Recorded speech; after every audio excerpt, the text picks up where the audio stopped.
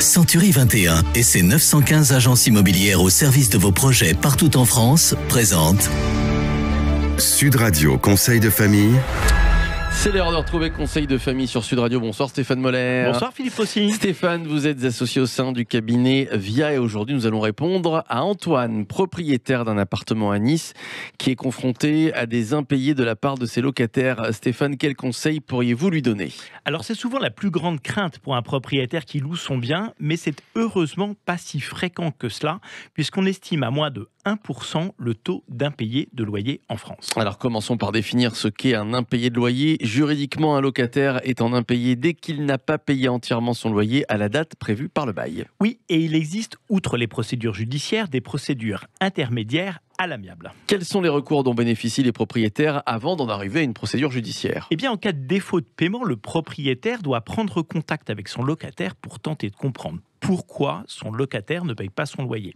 Il peut lui proposer de mettre en place un échéancier pour régulariser la situation ou, si le locataire se trouve dans une situation financière délicate, envisager la résiliation du bail à l'amiable. Si la résiliation amiable est impossible, Stéphane ? Eh bien, la procédure est la suivante. Le propriétaire doit envoyer en premier une lettre simple de rappel et si celle-ci reste sans effet pendant 15 jours, il enverra à son locataire une mise en demeure de paiement avec par recommandé.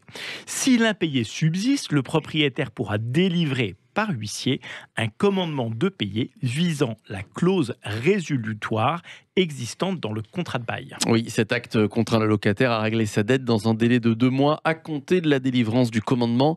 Mais si malgré les rappels de paiement, le locataire ne paye pas ? Eh bien, tout dépend de la situation du propriétaire. S'il a souscrit une assurance contre les loyers impayés, il doit prendre contact avec son assureur le plus en amont possible pour obtenir remboursement des loyers. L'assureur prendra le plus souvent en main le recouvrement des loyers. Combien coûte une garantie loyer impayé ? Ça dépend des garanties, mais en général, on tourne autour de 3% des loyers perçus. Et comment actionne-t-on la caution d'un garant ? Alors, s'il y a un garant, le propriétaire doit s'adresser à cette personne pour récupérer les loyers impayés. Là aussi, il faut prévenir le garant très en amont.